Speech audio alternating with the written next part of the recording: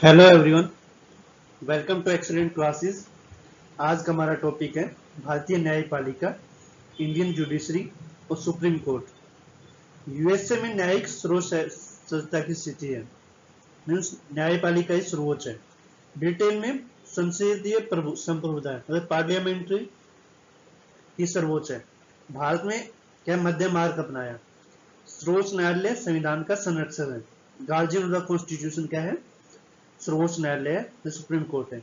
इसलिए ऐसे कानूनों को खारिज कर देता है जो संविधान के मूल चरित्र या बेसिक स्ट्रक्चर के विरुद्ध हो। परंतु अपने संवैधानिक दायरे में संसद और सुप्रीम कोर्ट दोनों ही इंडिपेंडेंट है या स्वायत्त है। भारत की न्यायपालिका की संरचना यूनिटरी है, मीन्स एक हरी है, अर्थात केंद्र में और राज्य में एक ही न्यायपालिका है। न्यायपालिका की संरचना पिरामिड के आकार की है। सबसे ऊपर supreme court, then high court, then lower court. ऐसे बना सकते हैं उसको ऐसे बना सकते हैं। यहां सुप्रीम कोर्ट, यहां हाई कोर्ट, यहां लोअर कोर्ट। जो 1793 में कॉर्नवालिस द्वारा निचली अदालतों की स्थापना की गई। 1861 में इंडियन काउंसिल एक्ट के तहत पहले 3 हाई कोर्ट बने।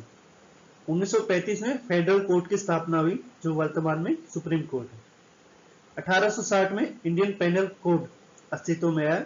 इसे अब भारतीय न्याय संहिता का नाम दिया गया। 1973 में क्रिमिनल प्रोसीजर एक्ट कोड आया, जिसे अब भारतीय नागरिक सुरक्षा संहिता के रूप में संशोधित किया गया। इंडियन एविडेंस एक्ट 1872 में आया, जिसे अब भारतीय साक्ष्य अधिनियम का रूप दे दिया गया। तो सुप्रीम कोर्ट जो बना वो गवर्नमेंट ऑफ इंडिया एक्ट आया था 1935 में, जो सेंट्रल लॉ और स्टेट दोनों के लिए एप्लीकेबल हुआ।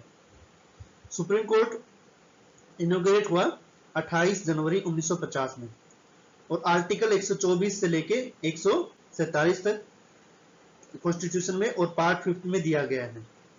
क्वालिफिकेशन क्या होना चाहिए जज के लिए? सिटीजन ऑफ इंडिया होना चाहिए और वो जज कम से कम 5 साल उसने एज ए जज काम किया हो हाई कोर्ट में, या 10 साल एज ए वकील या एडवोकेट काम किया हो हाई कोर्ट में, या फिर वही डिस्टिंग्विश्ड जूरिस्ट हो प्रेसिडेंट की ओपिनियन में। नेक्स्ट टेन्योर होना चाहिए जज का, वो 65 इयर्स की एज तक, या फिर अपने रिजाइन दे सकते हैं, प्रेसिडेंट को लिख के दे सकते हैं। अगला है वो रिमूव किया जा सकता है प्रेसिडेंट के द्वारा जब पार्लियामेंट उसको रिकमेंड कर देती। प्रोसेस ऑफ इम्पीचमेंट है, अगर लोकसभा के 100 मेंबर और या फिर राज्यसभा के 50 मेंबर स्पीकर या लोकसभा को अपना मोशन लिख के देंगे, अगर स्पीकर या चेयरमैन उसको एडमिट कर लेते हैं, एक्सेप्ट कर लेंगे या रिफ्यूज कर लेंगे। अगर एक्सेप्ट कर लेंगे तो स्पीकर या चेयरमैन एक 3 मेंबर की कमेटी गठित करेंगे जो इन्वेस्टिगेट करेगी मैटर को। द कमेटी क्या है? उसमें होना चाहिए एक सुप्रीम कोर्ट का जज होना चाहिए, या फिर चीफ जस्टिस होना चाहिए। एक chief justice of high court रहेगा और एक डिस्टिंग्विश्ड जूरिस्ट रहेगा।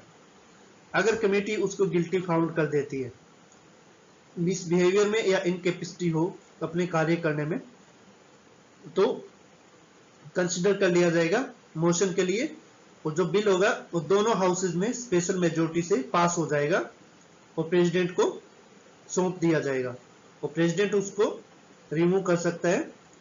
ऐसे करके 7 स्टेप्स है। तो सुप्रीम कोर्ट क्या है? इसमें अगर उसको बेसिक स्ट्रक्चर के विरुद्ध हो जाएगा तो उसमें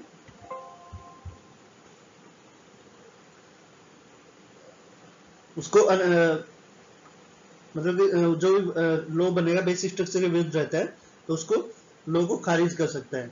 इसी के लिए जुडिशियल रिव्यू बोला जाता है। अगले में हम पढ़ेंगे हाई कोर्ट के बारे में।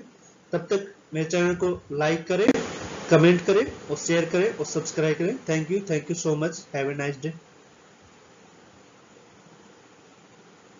तब तक के लिए thank you. Have a nice day. Thank you so much.